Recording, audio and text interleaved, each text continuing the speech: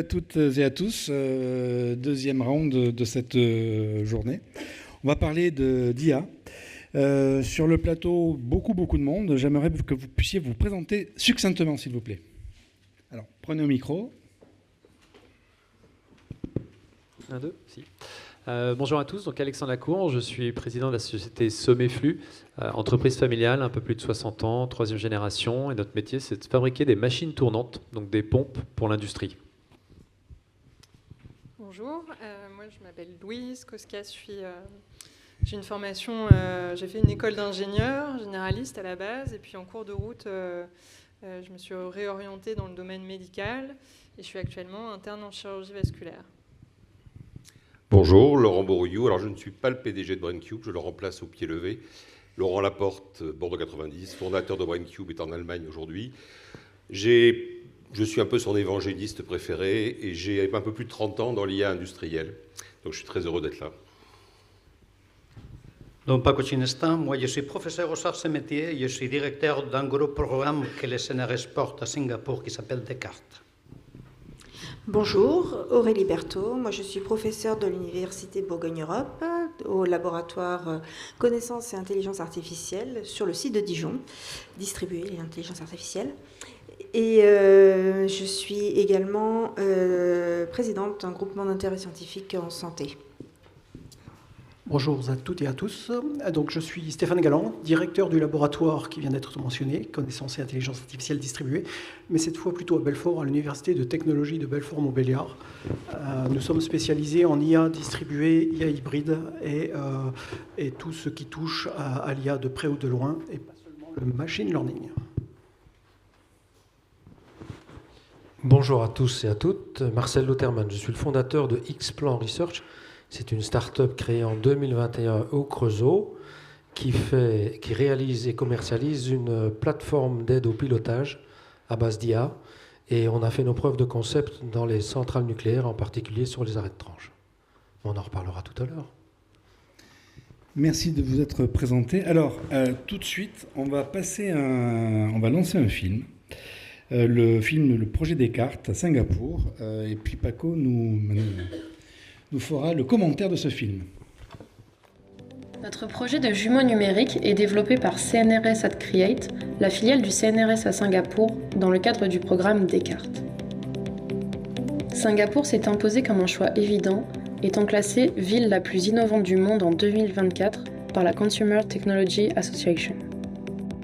Les villes sont des systèmes de systèmes complexes et interconnectés, rendant leur gestion de plus en plus difficile. Les modèles actuels deviennent obsolètes en termes de précision, de robustesse et capacité à analyser et stocker d'énormes quantités de données. Le programme Descartes propose de combiner les connaissances issues de la physique avec des données exploitées par l'IA, donnant naissance à l'IA hybride. Contrairement à l'IA classique, l'IA hybride permet de représenter fidèlement la réalité dans ses moindres détails, avec très peu de données, grâce à la prise en compte de la connaissance existante, tout en fonctionnant en temps réel. Elle répond ainsi aux deux grandes missions de l'ingénierie, concevoir et planifier, opérer et prendre des décisions de manière optimale avec un impact environnemental réduit. Le programme Descartes privilégie une approche centrée sur l'humain et vise à répondre aux besoins sociétaux pour et au sein des systèmes urbains critiques. Dans le cadre de ce programme, nous avons développé la plateforme Descartes Builder, qui intègre des techniques permettant de créer de manière transparente et agnostique des jumeaux hybrides des différents composants d'un système complexe. Ceux-ci sont ensuite intégrés dans le Descartes Builder, créant ainsi un jumeau numérique global, véritable tour de contrôle facilitant la planification et l'exploitation urbaine. Aujourd'hui, le Descartes Builder inclut notamment un jumeau numérique global du quartier de Marina Bay à Singapour, visualisable en réalité augmentée, virtuelle et hybride pour ses utilisateurs. Les modèles géométriques du quartier proviennent de sources telles que Google Maps et Google Street, permettant de passer d'une échelle satellitaire de plusieurs kilomètres à une précision métrique adaptée aux déplacements humains. Ce jumeau numérique répond à plusieurs enjeux: optimisation des trajets, télédétection pour la maintenance prédictive, gestion énergétique des bâtiments interconnectés et gestion de crise. Il modélise en temps réel plusieurs phénomènes physiques ayant un impact direct sur les infrastructures et la population, tels que le vent et la température. La carte dynamique du vent est simulée à partir de données satellitaires, intensité et orientation, complétées par un nombre restreint de mesures issues de capteurs tels que des lidars, des stations météo ou des drones sentinelles. Celle de la température est estimée à partir de la couverture nuageuse, de la position du soleil et de quelques relevés de thermomètres publics. Collectées via le web, l'IoT ou la 5G, ces données combinées aux modèles physiques permettent d'anticiper leurs effets et d'optimiser la gestion urbaine. Ce jumeau numérique constitue un outil clé pour l'aide à la décision en matière d'aménagement urbain et de gestion de crise. Il permet notamment à tous les acteurs de prendre des décisions éclairées en temps réel et d'optimiser les interventions des secours.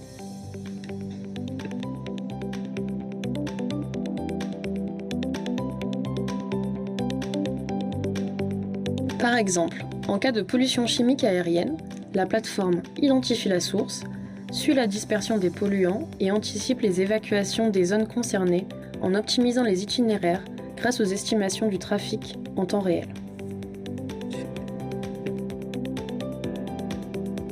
Les utilisateurs peuvent se servir des outils développés pour visualiser le territoire d'intérêt et les paramètres physiques influents sur son aménagement.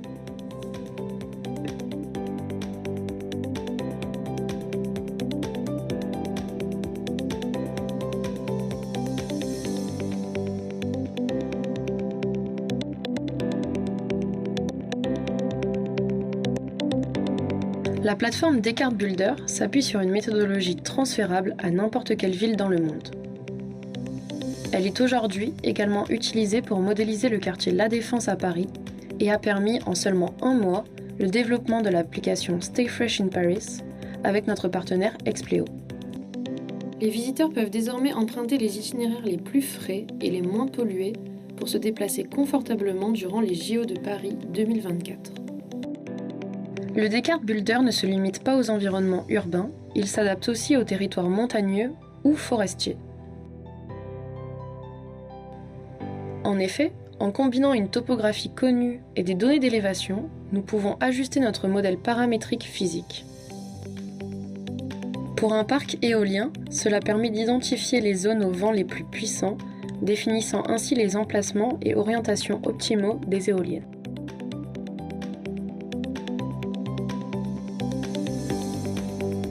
Pour un incident forestier, le modèle anticipe la propagation du feu en fonction du vent et optimise le placement des lignes de feu pour stopper sa progression. En conclusion, la plateforme Descartes Builder démontre tout le potentiel des jumeaux numériques hybrides pour aider les acteurs des territoires à mieux anticiper, optimiser et innover face aux défis de demain. Merci beaucoup pour ce film. Paco, quelques mots quand même pour compléter ce film. Oui, peut-être. Peut-être dire quand même que c'est un gros projet. C'est un projet 35 millions d'euros, c'est 5 ans, plus de 350 années de recherche accumulées. On finit dans 100 ans le projet, on redémarre la continuation pour 5 ans de plus. Avec plein d'industriels, d'autres qui sont en train d'arriver, CMA, CGM vient de rentrer dans le consortium. Qu'est-ce qu'on peut dire de tout ça? Ce qu'on peut dire, c'est on parle de villes, on parle de territoires. Je dirais en général, on parle de systèmes complexes. Quand on a un système complexe, et je pense que ça c'est le grand message à passer, les modèles qui viennent de la physique, des sciences de l'ingénieur, effectivement, ils arrivent à modéliser. Mais quand on va dans le temps, quand on s'éloigne dans le temps et dans l'espace, on va voir qu'il y a quand même une déviation entre ce qu'on prédit et ce qu'on observe. De l'autre côté, on pourrait se dire, écoute, laissons tomber les modèles de la science de l'ingénieur et travaillons avec la donnée. Mais la donnée, vous pouvez bien comprendre que dans une ville, on n'aura pas de capteurs tous les 10 cm. Ça serait complètement irraisonnable. Et ça veut dire qu'utiliser l'IA basée sur la donnée exclusivement, c'est quelque chose qui n'a pas de sens non plus. Et donc, ce que nous avons cherché, disons que c'est quelque chose qu'aujourd'hui à la mode, comment intégrer toutes les connaissances qu'on est en train de créer, des modèles d'enrichissement, des modèles existants. Donc, ce qu'on dit nous, c'est prenons les modèles de sciences de l'ingénieur, sont formidables. On est parti à la Lune, on est revenu, il n'y avait pas de données, il n'y avait pas d'intelligence artificielle, et comment les choses se sont plutôt bien passées. La technologie qui nous entoure, c'est des technologies des siècles derniers, où les choses se passent plutôt bien. Donc, les modèles qu'on utilise ne sont pas stupides, parfois ne sont pas parfaits. Et donc, notre message, c'est utilisons la donnée et l'IA pas pour remplacer la connaissance qu'on avait, mais pour la enrichir ou la corriger, comme vous voulez. Moi, je suis espagnol, je dis l'enrichir. Les Français qui sont plutôt pessimistes, ils disent la corriger, mais c'est la même chose. Donc, je m'arrêterai là. Merci. Alors, avec vous, Aurélie Berthaud, on s'est dit, si vous pouviez nous dresser un petit peu un panorama aujourd'hui de l'IA. Alors, c'est vaste. C'est vaste parce que aujourd'hui... Et c'est vache, mais bon. Aujourd'hui, quand on parle d'IA, avec l'arrivée de ChatGPT et tous les LLM, maintenant, les gens entendent IA comme étant les modèles génératifs. Mais bon, il faut savoir que l'IA, ça existe depuis 1957, hein, donc ça date pas d'hier. Et là, l'exemple qu'on a vu est bien parlant parce qu'il présente deux aspects de l'IA sur les trois, on va dire. Où on a l'IA qui va être guidée effectivement par les données, par ces modèles, ou par les connaissances humaines, qu'on a tendance généralement du coup à diviser en différents types de raisonnements, inductifs ou déductifs notamment, pour ne pas les citer. Mais voilà, donc il y a énormément de façons de considérer l'IA, et derrière chacune d'entre elles, des valises entières d'approches, de raisonnements différentes qui vont parler de réseaux de neurones, qui vont parler de juste statistiques des fois, ou ce genre de choses, qui sont radicalement différentes, des ontologies, bref. Donc c'est très très vaste, et bon, c'est pour ça généralement qu'on fait appel à des gens spécialisés dans le domaine quand on a besoin d'une IA, pour que ça s'adapte essentiellement aux besoins. Ça, c'est toujours l'objectif à garder en tête, c'est le besoin final de l'utilisateur. Et parce qu'on ne fait pas une IA juste pour le plaisir de faire une IA et de dire qu'on en a une. Il faut qu'elle serve à quelque chose d'utile, et donc qu'elle soit bien pensée en fonction des données et des besoins. Je sens qu'il y a du vécu là. Ben, c'est souvent, oui, qu'au laboratoire, on a des industriels ou d'autres labos qui viennent nous voir en nous disant « Oui, il nous faut de l'IA. » Oui, mais pour faire quoi ? On a des données. D'accord, oui, mais quoi ? Voilà, donc bon, ce sont les deux fers de lance, les données et puis les besoins, effectivement, pour réaliser ça. Tout à fait. Une petite définition de ce qu'on pourrait dire de IA descriptive, prédictive, prescriptive. Oui, et en fait, justement, par rapport à ces use cases, après, il faut définir là où on veut aller. Grosso modo, on définit trois paliers d'IA en fonction de ce qu'on peut en faire. Il va y avoir tout ce qui va être descriptif, c'est-à-dire qu'on a des données, on veut les comprendre, savoir ce qu'il y a dedans, pourquoi ça marche comme ça. Donc ça, on a cette étape-là de l'IA descriptive, et puis après, on va pas avoir l'IA prédictive, où à partir du moment où on a compris comment ça marche, on espère pouvoir planifier les choses à venir pour savoir ce qui va nous tomber dessus. Et puis l'étape d'après, c'est de se dire, ok, maintenant ce que je sais comment ça marche et ce qui risque de me tomber dessus, moi je veux faire du prescriptif, c'est-à-dire si je dis je veux aller là, je veux que l'IA elle me dise voilà le chemin qu'il faut que tu empruntes pour pouvoir arriver là. Donc ça, ce sont trois paliers de use case. En ce moment, qu'est-ce qui prédomine dans votre labo, les grandes tendances ? Eh bien, mine de rien, on a tout. Alors, l'IA descriptive, elle est très ancienne, mais souvent, les gens arrivent avec des valises de données en nous disant je ne sais pas pourquoi c'est comme ça. Beaucoup en santé aussi. Voilà, on a étudié ça sur plein de patients. Et bien maintenant, on veut comprendre qu'est-ce qui fait que ça a marché, qu'est-ce qui fait que ça n'a pas marché. Là, typiquement, c'est du descriptif. On va analyser les corrélations entre les uns et les autres pour essayer de déterminer des causalités. Et globalement, un gros pourcentage, c'est pour du prédictif. Les gens veulent pouvoir prédire. Voilà. Et arrive, pour certains, le prescriptif, où il y a des besoins de se dire, OK, moi, je sais où je veux aller. Et je veux qu'on me dise comment il faut que je fasse pour y aller, quoi. Mais il faut déjà avoir franchi les 2 premiers paliers pour pouvoir arriver jusque-là. Vous sentez les entreprises avec déjà une acculturation, une maturité dans leur questionnement, ou c'est une grande découverte encore ? C'est très variable. Ouais, c'est très variable. Tout le monde a entendu parler de l'IA, tout le monde en veut. Alors maintenant, en plus, tout le monde veut de l'IA version ChatGPT à la maison, voilà. Mais si on sort de ce cadre génératif, tout le monde veut de l'IA, sans forcément toujours savoir ce que c'est, ce qu'on peut faire avec. Alors qu'il y en a d'autres, ils savent exactement, parce que ce sont des boîtes qui ont l'habitude. Et donc, c'est du coup un peu plus facile, parce que généralement, il y a aussi des modules de base qui permettent de comprendre facilement ce qui a déjà été fait et vers où on peut tendre.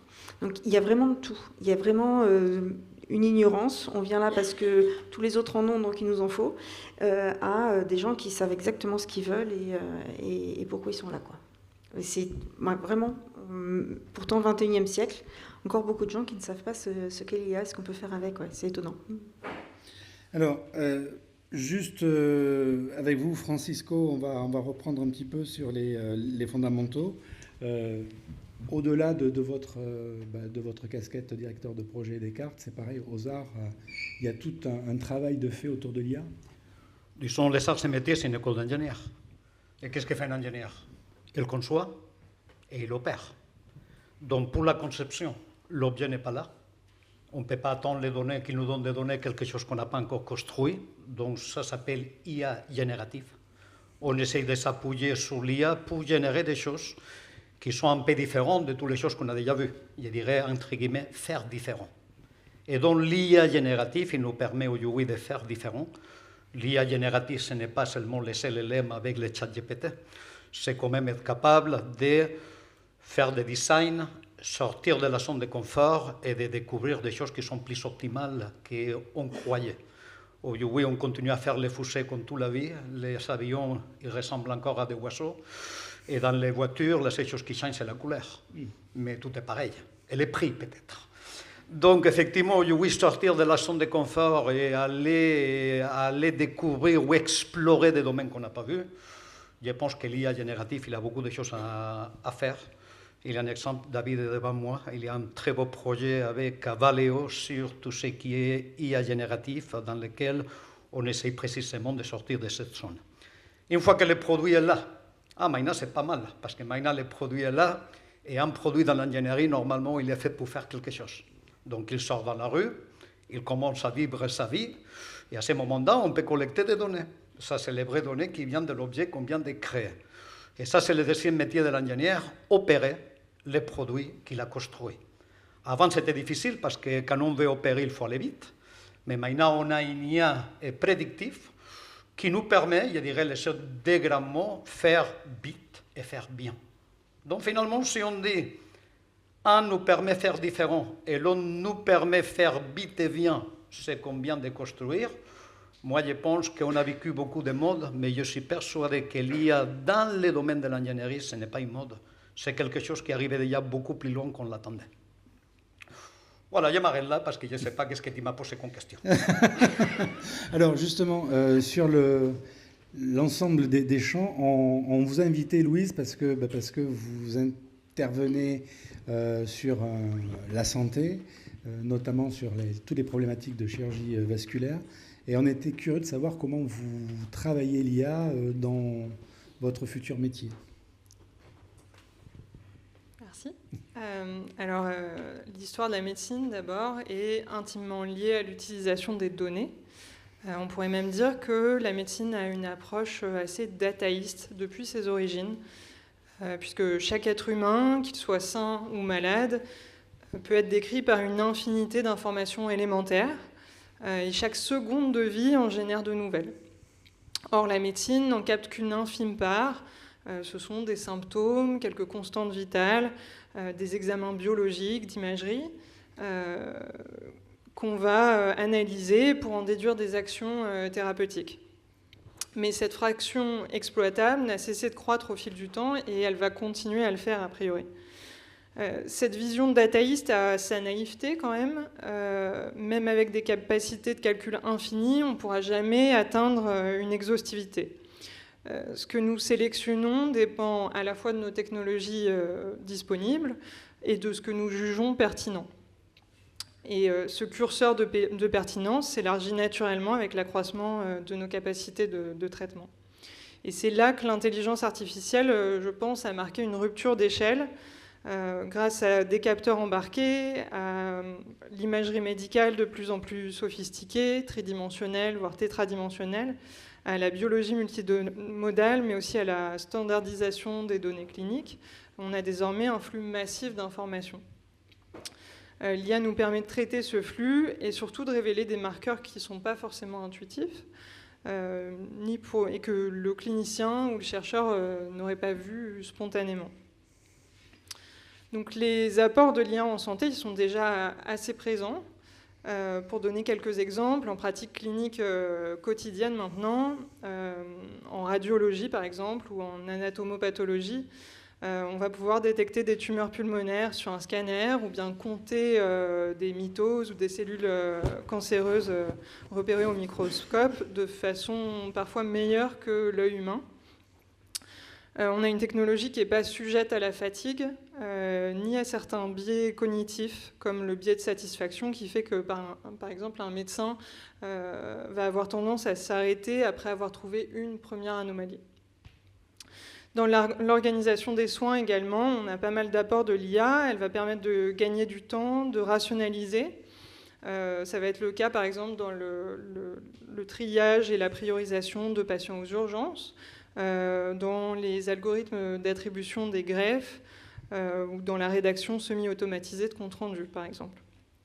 Ce sont des outils qui vont pouvoir libérer du temps des soignants, les libérer de tâches qui sont très répétitives pour leur permettre de se concentrer sur la complexité des soins.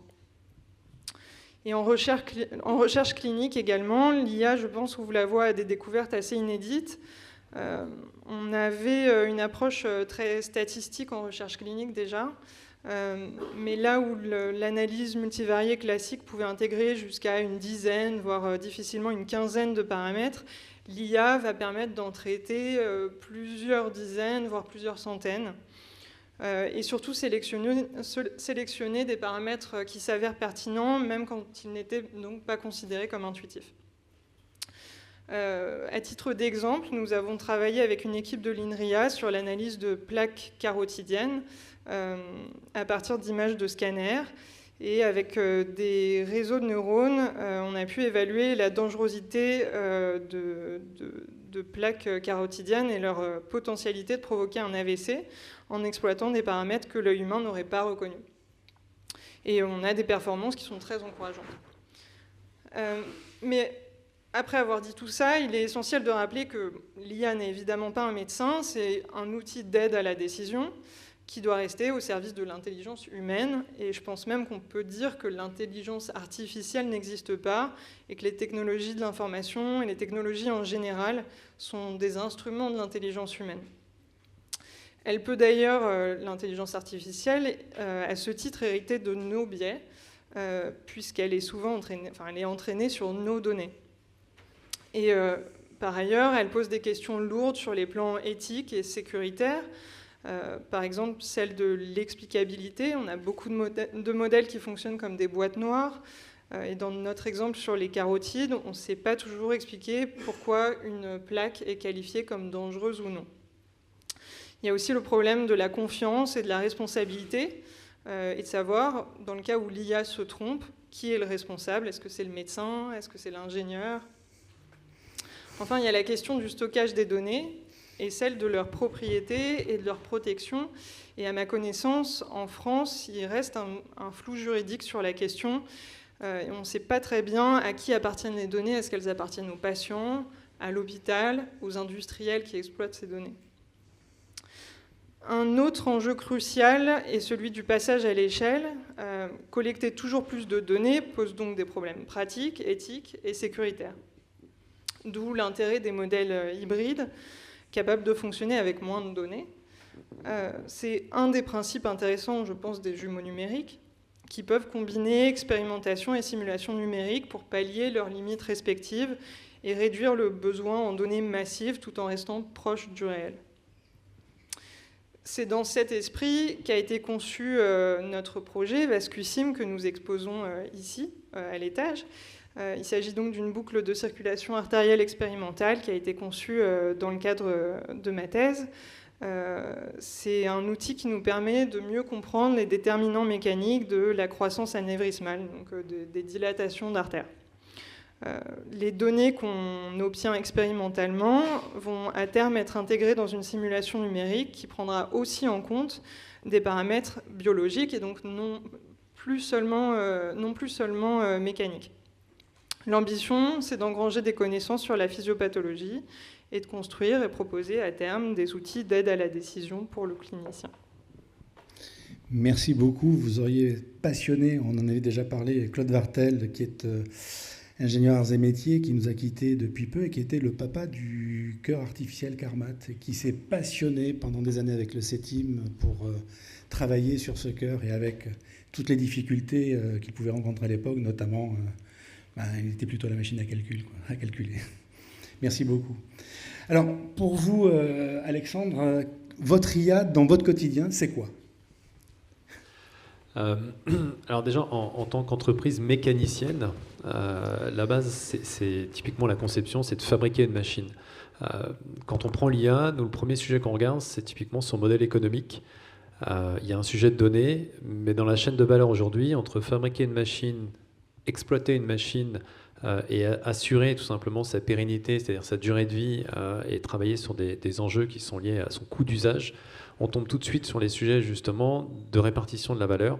Et c'est un des sujets en général qui est compliqué, puisque du coup la donnée, on parlait d'opérer la machine, collecter de la donnée sur un site d'exploitation ou collecter de la donnée quand on conçoit la machine et qu'on passe sur un banc d'essai. Notre intérêt, c'est d'être capable de faire le lien entre les deux. Et le sujet notamment du jumeau numérique hybride est un des sujets sur lesquels on adorerait le voir à l'échelle d'une pompe, qui est du coup beaucoup plus petite finalement qu'une ville, mais qui nécessite en fait un ensemble de technologies qui est complexe en fait à mettre en œuvre. Donc l'IA, en tout cas en termes de modèle économique, nous on a un vrai sujet sur de quelle manière on est capable d'amener une amélioration dans les coûts d'usage d'une machine en fonctionnement, mais vue par un fabricant, ce qui du coup est un axe un petit peu différent. Dans le quotidien, après, on va l'utiliser, mais alors de manière assez pragmatique, c'est-à-dire que les derniers cas d'usage que l'on a faits sont assez simples. On avait une avarie sur une machine, on a utilisé tout simplement un endoscope, et pour traiter en fait les images, on s'est appuyé tout simplement sur un LLM pour être capable de nous aider à diagnostiquer, à traiter en fait les images. Le temps de traitement d'une image, c'est 1 minute. Si on avait à le faire, en tout cas manuellement, et dans un premier temps, on n'avait ni les outils ni le savoir, puisque du coup, ce n'était pas dans notre domaine d'expertise. Et deuxièmement, quand on en avait une 50aine à traiter, ça nous a permis tout simplement d'aller faire un diagnostic sur une inspection qu'on n'était pas en capacité de faire, en tout cas au niveau de l'entreprise. Donc ça nous a permis d'ouvrir un autre champ de services, typiquement que nous n'avions pas ou que nous ne faisions pas. Dans cette même avarie-là, on a eu le sujet avec la partie analyse vibratoire. Donc dans ce cas-là, on avait pas mal de données vibratoires, donc pas mal de signaux, et on a fait l'exercice en fait entre un expert en analyse vibratoire et du coup un LLM, et du coup de faire le parallèle entre les deux avec l'un fait un rapport, l'autre fait le rapport. C'est assez surprenant de voir finalement le résultat, puisque du coup en effet dans un LLM on a décrit toute la cinématique machine, et en décrivant toute cette cinématique machine, on s'est retrouvé du coup avec des correspondances très fortes entre l'expert qui du coup a sa connaissance, mais en même temps l'outil qui lui est capable aussi du coup de le mettre en application. Donc on a eu plusieurs cas d'usage autour justement de cette technologie qui, en tout cas, nous fait penser que la connaissance est de plus en plus accessible, et même pour des entreprises aujourd'hui sur lesquelles il n'y avait pas forcément le niveau d'expertise ou de connaissance au sein des ressources, et qui du coup maintenant amènent des chances sur finalement peut-être de nouveaux positionnements pour un certain nombre d'entreprises. Votre relation avec les arts ? Alors ça fait déjà un certain nombre d'années qu'on travaille du coup avec le LIFS pour développer les machines tournantes, donc plutôt toute la partie en fait hydraulique, et que dans un des projets justement, c'est de travailler sur une chaîne numérique en termes de conception, donc plutôt être en capacité d'accélérer finalement les phases de dimensionnement et de conception des machines, pour que du coup nous puissions gagner finalement en efficience dans cette phase-là, mais avoir le lien aussi de l'autre côté en se disant une fois qu'on a conçu la machine et qu'elle est en exploitation, comment on est capable du coup d'apprendre de l'usage pour potentiellement travailler sur des enjeux d'amélioration du coup des machines.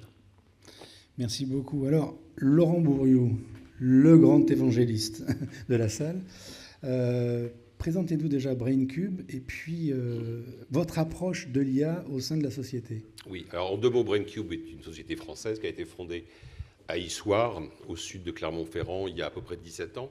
Donc nous ne sommes plus une start-up, il y a à peu près 200 personnes.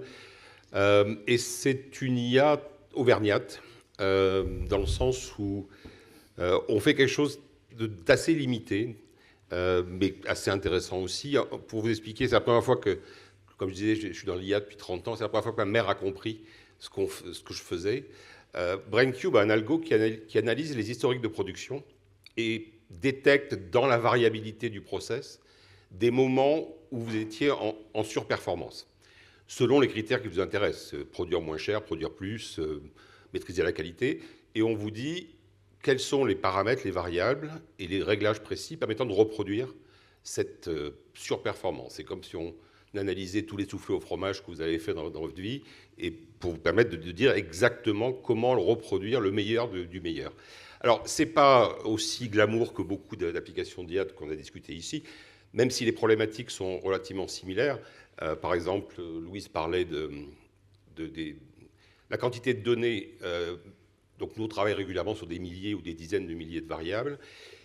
Et souvent, dans l'industrie, il y a des présuppositions. C'est-à-dire qu'un ingénieur process très compétent, il fait quand même aussi des erreurs de gens très compétents, des erreurs d'experts, et on présuppose que c'est comme ça qu'on fait et pas autrement. Et l'intérêt de l'IA, et je crois que Francisco en parlait aussi, c'est de découvrir de nouvelles façons de faire. Et sur un sujet qui nous tient à cœur, on sait que c'est difficile aujourd'hui de recruter des ingénieurs process ou de production. Les écoles en forment moins. Des outils comme ça outillent un ingénieur débutant et peut lui permettre de découvrir une stratégie de réglage qu'aucun de ses anciens n'aurait imaginé. Alors on n'est pas dans l'innovation au sens IA générative, on ne va pas concevoir quelque chose de nouveau, mais on va trouver des façons nouvelles de sortir, je crois que c'est vous qui le disiez, d'une zone de confort. C'est-à-dire, on fait pareil, et dans le monde d'aujourd'hui où les choses changent, la supply chain change, le coût de l'énergie change, faire comme avant, ce n'est pas toujours la meilleure solution. Donc nous, on se voit comme une IA extrêmement pragmatique, frugale, on est loin des centres de calcul et des puces NVIDIA par milliers.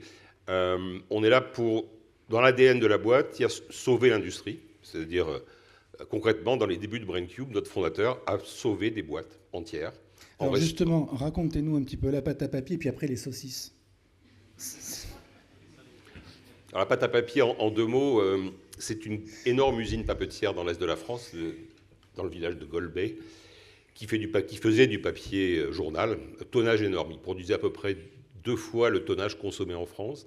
Ces gens-là perdaient de l'argent, leur survie était questionable, enfin, douteuse.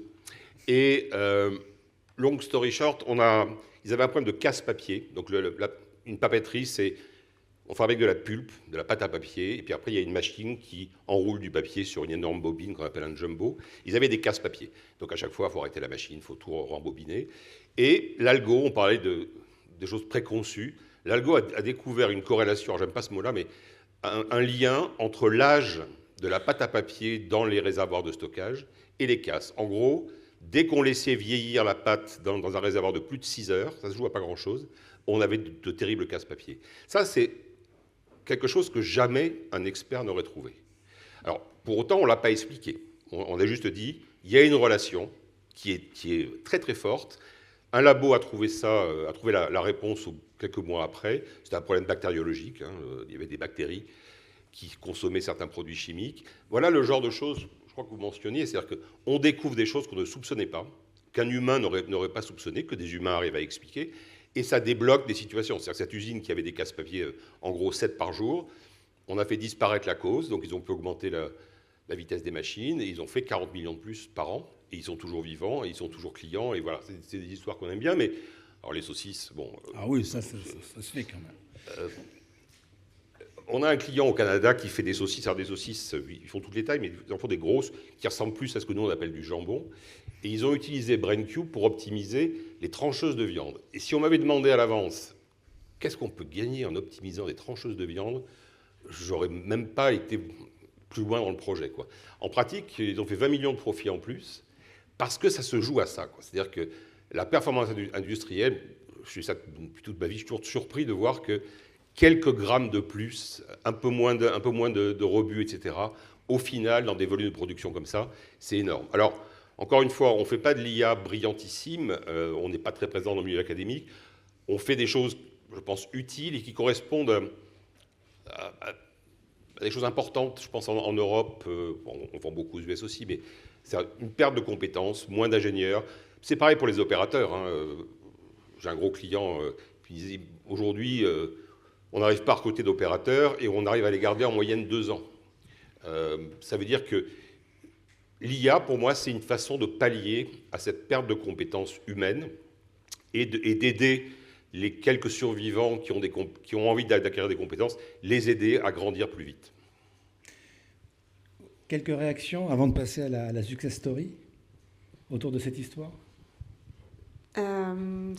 Oui, on peut en parler. Jusqu'ici, on parlait aussi beaucoup de big data, parce qu'on a parlé de frugalité, de choses comme ça. Le big data s'appuie sur 3 critères qu'on appelle 3V, peu importe. Et on s'est aperçu que c'était pas suffisant. Donc on s'est dit, tiens, on va passer au smart data, histoire de faire des choses un peu plus pertinentes. Et les smart data, la différence, c'est qu'on a introduit les notions de véracité et de valeur, qui n'étaient pas incluses à la base, et ça recoupe effectivement ce que vous dites, parce qu'on cherche non seulement à avoir des données, mais aussi des résultats qui soient à la fois vrais, c'est-à-dire qu'il n'y a pas d'erreur et que c'est correct, mais que ça ait une valeur, soit pour le traitement de la donnée qu'on va en faire, soit pour le résultat obtenu, qu'il ait une valeur pour l'entreprise qui est. Et maintenant, on ne tourne tout ça, notamment dans les villes intelligentes et tout ça, on ne parle que de smart data, parce que le reste, c'est bien d'avoir beaucoup de données qui changent vite, etc. Mais l'essentiel, c'est de se focaliser sur ce qu'on en obtient à la fin. Justement, vous les conseillez comment ces industriels qui arrivent avec des tonnes et des tonnes de données, ils disent, vous pouvez me faire le tri? Eh bien, il y a beaucoup de gens qui arrivent en nous disant « Ah, moi, des données, j'en ai des tonnes ». Ok, alors d'un point de vue volume, admettons, on coche la case. Mais alors quand on regarde à l'intérieur, on s'aperçoit qu'il y a des trous partout, que la moitié sont fausses, qu'il y a des colonnes inversées. Enfin bref, en termes de valeur, les données, elles ne valent pas grand-chose. Donc une fois qu'on a enlevé toutes les données qui ne valent plus grand-chose, il ne reste plus grand-chose non plus. Donc c'est un gros problème, effectivement. Donc il faut arrêter d'avoir cette image d'Épinal. Je suis très riche parce que j'ai beaucoup de données. C'est ça. Les gens pensent que ce qui fait que la valeur, c'est la quantité, alors qu'en fait, c'est exactement comme quand vous êtes dans votre cuisine. Hein. Vous pouvez avoir un placard plein de farine, un placard plein de lait, des œufs, mais au final, la seule chose qui vous intéresse, c'est la faculté de faire des crêpes, quoi. Parce que la farine en elle-même, vous en ferez rien, le lait, vous en ferez rien, quoi. Et ça, c'est ce qu'on appelle la connaissance. C'est comment est-ce qu'on passe de la donnée, une fois qu'on la transforme par des modèles, par l'injection de connaissances humaines, etc., on arrive à un modèle ou à un raisonnement qu'on appelle la connaissance. Et c'est ça qui a la valeur. La donnée en elle-même, tant qu'on n'en fait rien, on a toujours de la farine dans les placards, quoi. Mais la crêpe, c'est quand même mieux dans nos assiettes. Disons que les données, c'est comme l'alcool, à consommer avec modération. Laurent, vous voyez... Réagir? Pas du tout. Bon, très bien. Alors là, on va passer quand même à l'histoire de Stéphane Galland et de vous, Marcel, autour d'une start-up et d'une rencontre qui va produire quand même quelque chose de visiblement très brillant. Racontez-nous. Aïe. Alors, introduit comme ça, c'est plutôt difficile de dire que c'est brillant. Marcel rappellera le contexte. Donc, il s'agit d'une collaboration entre mon laboratoire et la start-up créée par Marcel il y a quelques années maintenant. Et comme il a été indiqué lors de l'introduction, il s'agit d'un domaine nucléaire. Donc, l'idée ici est de prendre un système complexe ou un système de systèmes, une centrale nucléaire composée de plusieurs millions de composants en interaction avec des règles très précises à la fois de sécurité et de fonctionnement, et de se poser la question, pouvons-nous maintenir ou avoir un chantier de maintenance de cette centrale sans perdre d'argent, en étant efficace et si possible sans faire sauter la centrale. Donc à partir de ce moment-là, bien sûr des experts comme Marcel, il vous racontera mieux que moi je pense tout cela, on produit des méthodologies, des documents qui sont malheureusement faillibles et qui font perdre de l'argent aux grands comptes énergétiques, que je ne mentionnerai pas ici par politesse. Ensuite, l'IA. L'IA est arrivée, Marcel a posé une question.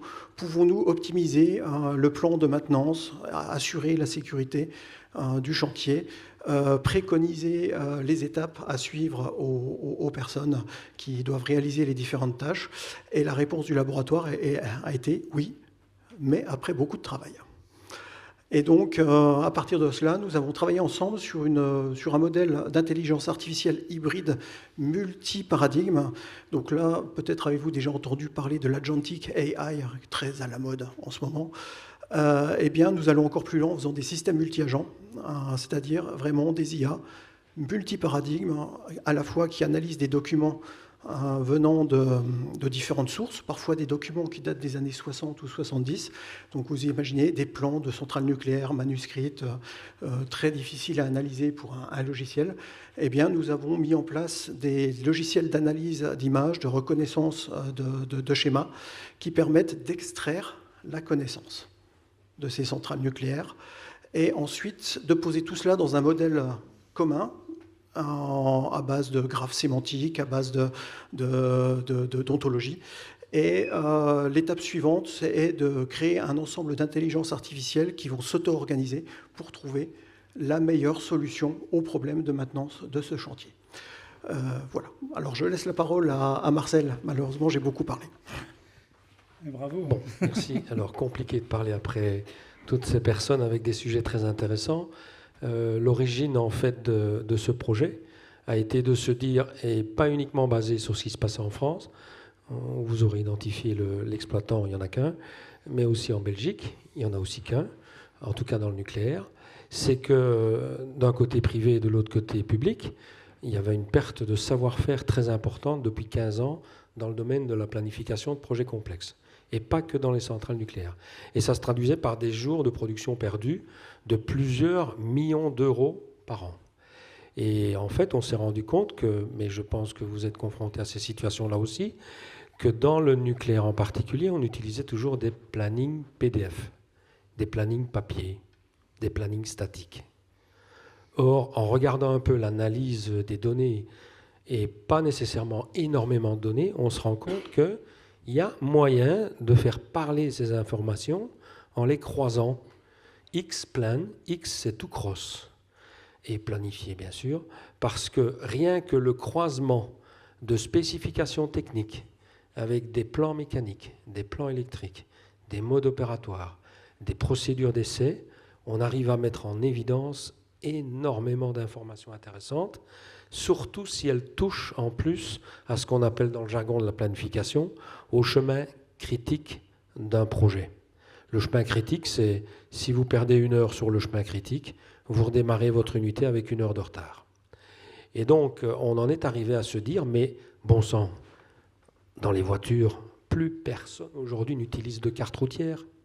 Plus personne, sauf pour faire peut-être un team building. Hein. Et pourquoi est-ce que dans le nucléaire, avec une estimation du jour de production à 2 millions d'euros la journée, on n'a pas un GPS de l'industrie? Non. Donc j'ai été frappé à la porte du CIAD, CIAD, et puis j'ai expliqué mon problème à l'équipe de Stéphane, et je leur ai demandé est-ce qu'on peut essayer de travailler ensemble, sachant que derrière nous, on avait fait 2 projets pilotes, parce que la grande difficulté dans ce genre de situation, c'est d'arriver à faire comprendre aux clients explique-moi ton problème. Qu'est-ce que tu souhaiterais avoir qui te ferait plaisir et qui te permettrait de gagner ces fameux précieux jours perdus? Parce que historiquement, on a fait un premier projet pilote avec un projet de 35 jours, on a gagné 4 jours de production. Mais en ne se foulant pas vraiment, hein, simplement en croisant la donnée. 4 jours, c'est 8 millions d'euros. Et le projet suivant, qui était un arrêt de 6 mois, on appelle ça en France les grands carénages, mais à l'étranger, c'est un long term operation, 53 jours de gagné sur un projet de 6 mois, rien qu'en croisant la donnée. Alors, vous imaginez la situation des experts qui voient ça, qui, eux, triment sur les plannings depuis des mois, et puis là, nous, on arrive avec une méthode un peu révolutionnaire, là, mais artisanale à l'époque. Alors, justement, petit aparté, ils acceptent Alors, c'est un des problèmes aujourd'hui, c'est cette fameuse conduite du changement. Il faut trouver des sponsors. Dans toute entreprise, il y en a. Il faut trouver des gens qui ont envie de faire le projet avec vous, qui n'ont pas peur du résultat et qui comprennent que ça va être une aide à la décision et pas faire le travail à la place d'eux. Ça, c'est la grosse connerie. C'est jamais vrai. Parce que même la meilleure des IA ne vous donnera jamais le résultat parfait. Il faut qu'il y ait derrière des experts. Moi, j'aime à dire il faut un triangle. Les experts métiers, des informaticiens de très haut vol et des chercheurs. Parce qu'à un moment donné, on tombe sur des verrous techno. L'ingénieur, il n'a pas toutes les solutions dans le domaine, il faut se faire aider. Et donc, suite à ça, avec, pour certains qui connaissent, le pôle de compétitivité de la Nuclear Valley, en Bourgogne. Voilà, en Bourgogne, on a décidé de créer une start-up. Enfin, c'est moi qui ai décidé de le faire avec ma boîte alsacienne. Mais eux m'ont conseillé de quitter l'Alsace, ceux qui comprennent un peu l'histoire ou ont vite compris pourquoi, dans le nucléaire, et de me rapprocher soit de l'Aura ou de la Bourgogne. Et donc, ne connaissant personne, ils m'ont aidé justement à m'installer. Mais l'intérêt, c'est pas moi, c'est ce qu'on a fait ensuite avec le SIAD. Donc, de permettre... Nous, on avait les cahiers de charge, hein, et on savait ce qu'il fallait faire, sauf qu'on n'avait pas l'outil pour industrialiser tout ça. Et c'est avec l'équipe de Stéphane qu'on s'est permis de comprendre. Moi, j'ai dû leur expliquer. Hein, on a passé 2 jours à expliquer un petit peu de quoi étaient constituées les données. Et le lien, bon, ils savaient comment fonctionnait une centrale. Et moi, mon ambition, ce n'était pas de leur expliquer comment, mais surtout de faire parler les données. Et alors, comme je ne suis pas exploitant, je n'ai pas énormément d'informations. J'en ai un petit peu de par mes 40 années d'expérience. Donc, on est frugal également. C'est-à-dire qu'on prend, on tord toutes les données qu'on a et on en sort tout ce qu'il est possible d'exploiter. Et avec les modèles d'IA, et surtout, on en a parlé aussi un peu, le système est capable, au travers de l'explicabilité, de nous expliquer pourquoi il a fait ce choix-là. C'est très important de pouvoir ensuite se dire non, là on s'est trompé, et de pouvoir corriger le tir. Voilà. Et donc aujourd'hui, comme, pour répondre aussi un peu à votre question, c'est très compliqué dans les grands groupes de faire accepter ces méthodes un peu révolutionnaires et innovantes, on s'est tourné vers les petites entreprises. Parce qu'il faut savoir que le nucléaire en France, c'est un grand donneur d'ordre et énormément de petites et moyennes entreprises, voire des entreprises de taille intermédiaire. Il y a 450 adhérents à la Nuclear Valley, je ne vais pas en faire leur publicité ici. Mais donc, toutes ces petites boîtes ont énormément de problèmes à résoudre et l'IA peut les aider. Parce que la plupart de leur temps, elles le passent à résoudre des problèmes documentaires, à croiser en interne leurs données pour essayer de mettre en évidence les bonnes informations par rapport aux mauvaises informations. Et bien là, on peut leur permettre de gagner énormément de temps, d'efficacité, et leur permettre de rester concentrés sur leur activité cœur de métier. Ce qui nous donne des petits use cases, et avec ces cas d'usage, on va pouvoir ensuite retourner voir les grands donneurs d'ordre, et pas que dans le nucléaire civil, mais dans la défense, dans l'aéronautique, dans le spatial, dans la pétrochimie, dans le pharma, enfin bref, parce qu'on rencontre exactement les mêmes problèmes dans ces industries-là. Plus c'est complexe pour nous, plus c'est smart. Voilà, c'est peut-être ce qu'il faudrait retenir de l'usage que l'on fait de l'IA. Alors, pour finir un petit peu cette table ronde, je vous donne 5 minutes chaque... ça fait à peu près 1 minute 30 par personne. En 2030, quelle transformation majeure l'IA aura-t-elle apporté à votre secteur et dans vos métiers? On commence par vous. Vous avez 1 minute 30. Moi, je crois beaucoup en l'économie d'usage. Donc, si on arrive à créer en tout cas des contrats de performance opérationnelle, des machines tournantes qui peuvent tout simplement nous aider à améliorer en continu du coup l'exploitation des machines, je pense que c'est quelque chose qui sera très cohérent.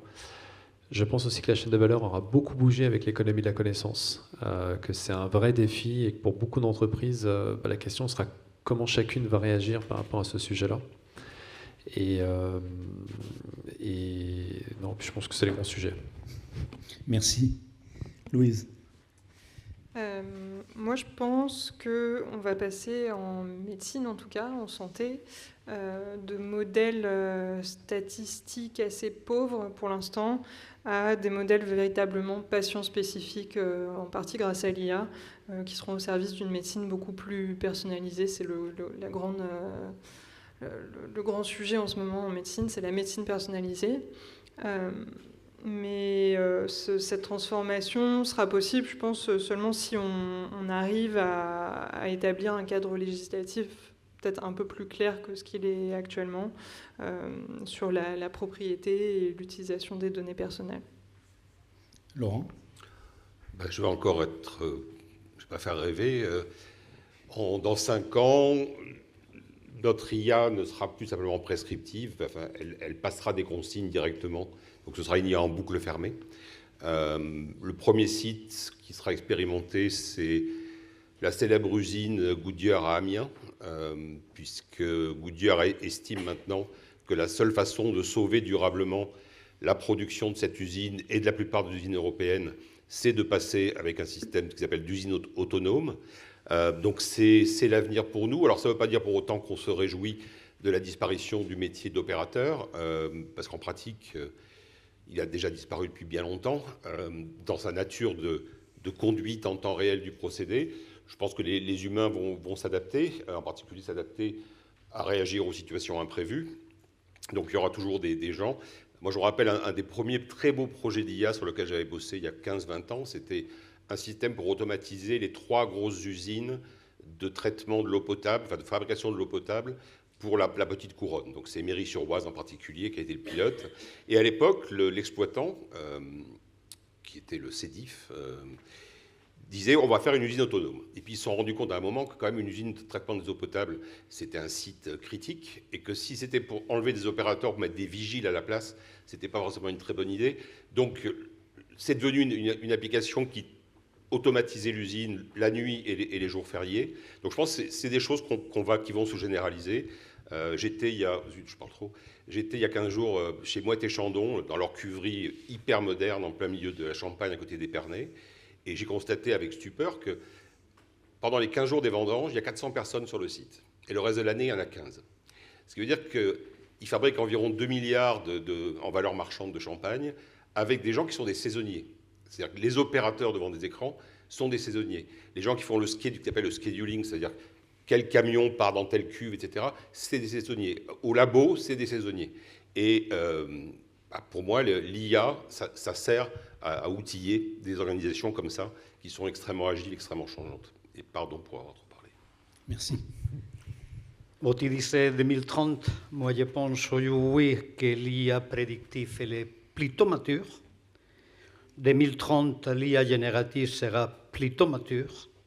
Et donc je dirais en 2030, le défi sera l'accès à la donnée.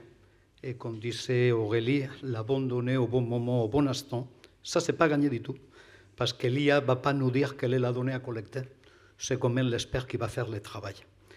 Donc, ce point, je pense que pas de grands défis conceptuels, ça sera quand même cet accès à la donnée, ce n'est pas quelque chose qui est complètement gagné. Et pour l'anecdote, Singapour, qui quand même c'est un endroit de haute technologie, il va construire la première terminale dans l'aéroport de Changi qui sera complètement automatique. Il n'y aura que des robots, il n'y aura pas rien d'autre. Et maintenant, ils sont venus nous dire si on pourrait humaniser la terminale. Quand même, il faut être fou. Alors, pour répondre à la question de qu'est-ce que l'IA va changer à mon métier dans 5 ans, étant chercheur en IA, je vais peut-être plutôt dire ce que je vais changer à l'IA dans les 5 prochaines années. Aujourd'hui, l'IA générative, elle fait un gros changement dans la société. Il y a eu 60 ans à peu près pour maturer cette technologie. Et là, on est en train de passer... Donc ça, c'est ce qu'on appelle une IA de 2e génération. Et là, on travaille sur la 3e génération, en fait, qui est d'autres modèles. Et des modèles qui sont nativement beaucoup plus frugaux aussi, à la fois en données et en énergie. Et ça, donc, c'est la prochaine génération qui fonctionne totalement différente, qui fonctionne aussi très bien, qui est très intéressante, et qui, si on lui laisse un peu de temps, d'ici 15-20 ans, 10-15 ans, permettra aussi d'amorcer un nouveau virage dans les choses à venir, notamment pour tout ce qui est traitement des données de type time series, c'est-à-dire qui évoluent dans le temps et dans l'espace. Merci. Alors, je suis aussi académique, donc, mais ma perspective est légèrement différente. Je suis totalement d'accord avec celle qu'a mentionnée Aurélie. Mais moi, j'ai une perspective à 2030 plutôt autour de l'intelligence artificielle distribuée, qui est un domaine de l'intelligence artificielle qui existe depuis 25 ans maintenant. Et ma vision est un peu... Alors, si vous avez des références de science-fiction de type Le Cinquième Élément, Star Wars, etc., pour moi, ça, c'est le futur de la ville. Et je pense qu'on commencera à voir émerger des villes de plus en plus autonomes, avec de plus en plus de composants smart, mais vraiment smart, pas juste des capteurs qui captent de la donnée et qui envoient ça sur des centres de calcul qui détruisent l'environnement.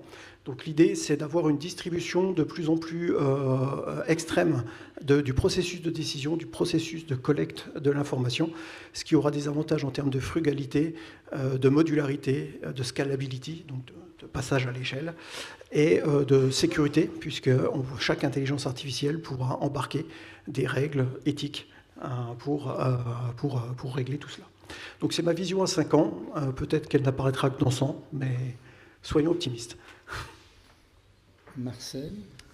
Oui, alors, je ne vous ai pas dit, mais c'est important, dans le domaine où nous avons fait nos essais, il est interdit d'utiliser le cloud.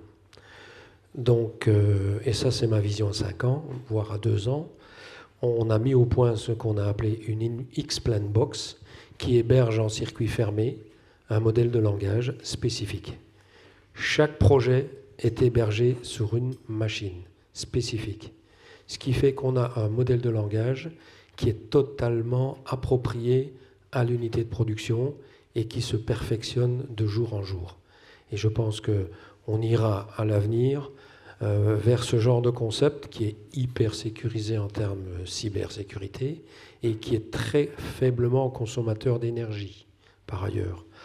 Ensuite, il faut savoir que dans le domaine de l'énergie, on annonce énormément de centrales à construire, et pas qu'en France. Si on n'a pas des outils, on ne pourra pas former tout le monde pour être au niveau attendu en termes de ressources humaines. Si on n'a pas des outils d'aide au pilotage comme l'IA, je pense qu'on n'y arrivera pas. On n'arrivera pas à relever ces défis. Donc il faut rentrer dans le jeu, là. Les entreprises qui n'y sont pas encore, il ne faut pas hésiter. Il faut sauter dans le train. Merci beaucoup, mesdames, messieurs, pour vos réflexions et d'avoir partagé un petit peu l'IA. 2 questions possibles, et après je vous invite à remonter, histoire de voir un petit peu les démonstrateurs. Y a-t-il des questions?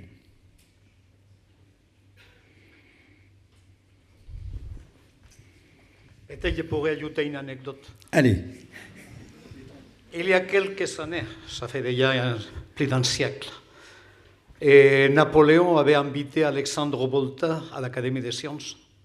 Ça fait longtemps, mais pas tellement. Et donc Alexandre est venu avec une pile qui est au Conservatoire national des arts et métiers, vous pouvez la voir. Et il est venu avec des grenouilles. Et donc il a passé toute la séance à mettre les électrodes sur la grenouille et la grenouille sautait. Donc c'était une soirée fantastique à l'Académie des sciences, à Paris. Et donc à la fin, il y avait les questions, et comme personne posait des questions comme vous, il y a Napoléon qui a dit à Alexandre, est-ce que tu penses qu'un jour, loin, ce truc que tu appelles l'électricité, ça pourrait servir à une autre chose qu'à faire sauter les grenouilles? Et moi, je pense que l'IA servira à tout, sauf à ce que nous venons de vous dire. Et moi, j'en ai une autre sur Napoléon. Il a eu beaucoup de difficultés à croire au système métrique. Et pourtant. Merci beaucoup.